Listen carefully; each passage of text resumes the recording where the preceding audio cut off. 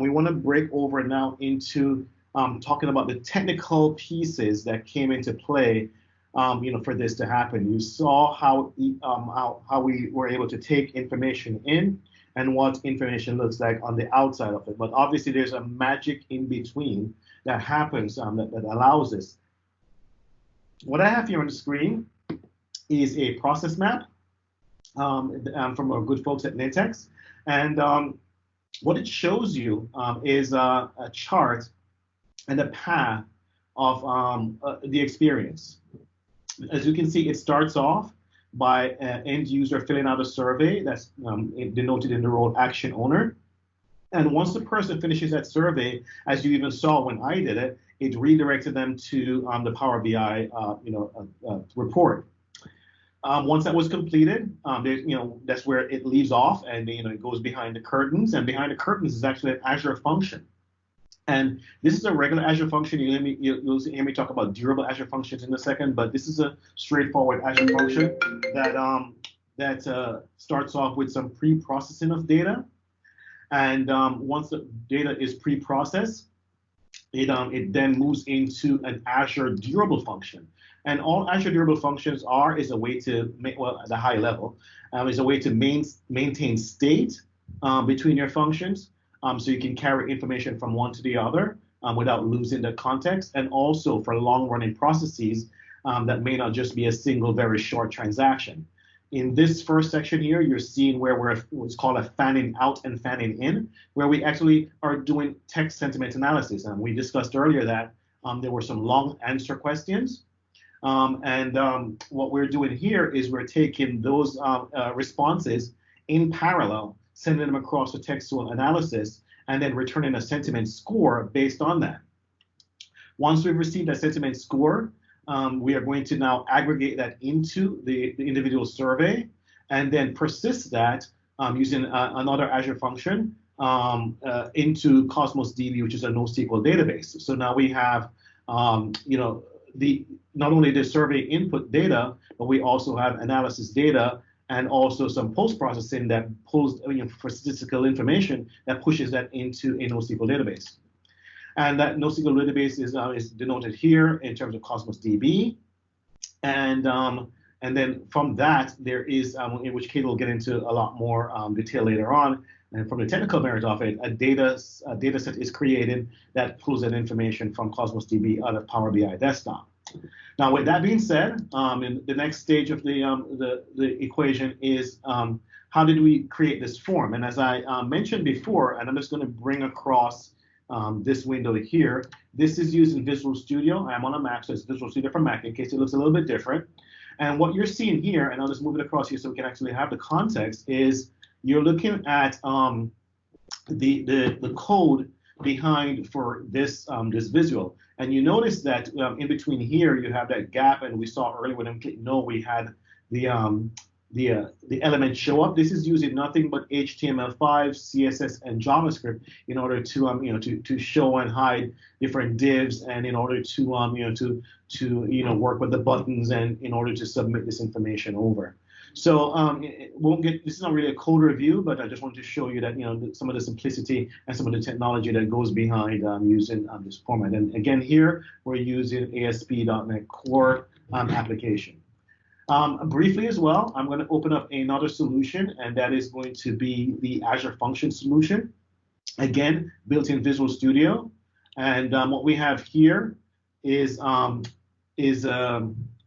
a durable Azure Function durable function. The way that's obvious is because we have inside here the orchestration trigger, and a lot of Azure Function durable function is based on orchestration, where you have a start function, and then you also have a different series of functions that can participate in that. In this example, you can see the fanning out and fanning in by the 5 functions all running in parallel. I'm writing to a list, and then using the array from that list in order to push that into another object, and then from that, then we are actually persisting into Cosmos DB. So one to do this, one to push into Cosmos DB, and along the way there are some helper functions that are called within each methods. Once that is done, it actually gets into Cosmos DB. So let's take a look at that. So we know about this. well, let's talk about Cosmos DB. So Cosmos DB is a NoSQL database API endpoint from Microsoft Azure. And you can see here, from a matter of just cost, the different cost association that I've been having from my daily compute. And this has been running now for around, I want to say 2.5 weeks, but it's certainly, admittedly with little consumption because we've been just testing and we've only had a few people individually test for us. But you can see here that it's not very expensive, to use Cosmos DB. In terms of the Data Explorer, we actually have the database here, and then we have, our collection, and within our collection, we have various different elements here as well. And maybe certainly correct me, this is me. I'll just go ahead and say, okay, here we go, right. So here we actually have the JSON format of that information. As you can see, not only are we looking at the long answering question, but we're also getting the survey responses. You can tell here, I am sad that I'm not working. This is the example that I use. You can see the sentiment value, which I should mention, which is also pointed out on the Power BI report. 0 being the very lowest or most negative, to 1 being the most positive as well. So you can see this one here, way into the weeds in terms of the zeros. And the most positive one we can see here being, I think so, collaborative software is helping. We can see that it receives a 95% rating.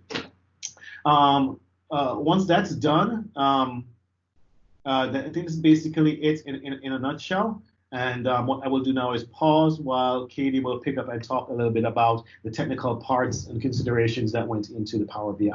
Okay, so going from looking at how the data is being stored and all of that piece, did want to mention that what you're seeing in terms of the Power BI report right now is the second iteration of our proof of concept.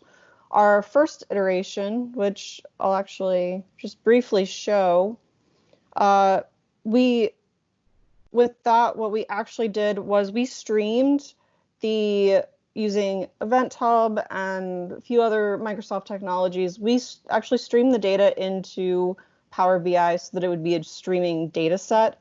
With that, you do have to create the report natively in Power BI service. And another point here is that there's multiple components to Microsoft Power BI as quote unquote a whole. There's Microsoft Power BI Desktop, which that is a free service, and it is far more functionality for creating reports than Power BI service, which is app.powerbi.com. If you are wanting to share your report or create dashboards, and you build in, say, Power BI Desktop, you then publish to Power BI service, and then you're able to share from there. You do get into some issues that are in terms of if you are streaming, so talking about real time versus what I like to consider as near real time. And because of that, there were a lot of things that I was not able to do with creating natively in service right now. Hopefully that will change.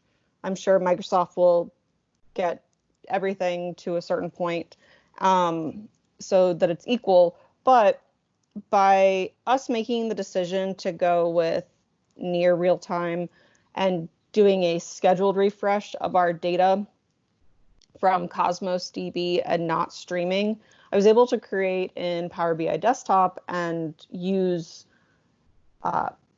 measures and add more created columns that are not in all the other steps in terms of like Cosmos DB and say the Event Hub. So we didn't have to recreate metrics in 5 different places. I was able to do it in Power BI Desktop and then push it to the service. And by being able to do that, I was able to do things like this with being able to flip the selected measure. And so, which improves the usability and design of Power BI report. Another thing that by being able to create in desktop versus streaming and being able to create calculated columns and measures, I will say that we did create an overall sentiment, which for each survey respondent was the average of the 5 different sentiments. And we did create that in Cosmos DB. But down the line, in terms of reviewing and looking at the data, we realized that going with a weighted average for the overall sentiment would be a better representation of people's sentiment. And so you can see in the notes that I do talk about that I was able to take so for each person, each survey, I assigned a value of 33.3% to mental health and then physical health. And then I averaged work from home, social distancing and software, and virtual classroom sentiments into the third of the overall sentiment. And then we took the median over the entire data set. And so that's just a little bit of when you are going into a bit more of the technical side of Power BI. And I can also kind of just quickly show that you can see that being able to add various fields over and also formulas. So these are all Power BI measures. And so this just sits on top of the Cosmos DB data set, and it doesn't affect going backwards. It's a layer on top, but it gives a lot more usability and a lot more creative freedom in terms of the data set and what your report is going to look like and what you want to present to outside people or colleagues or in a collaborative environment.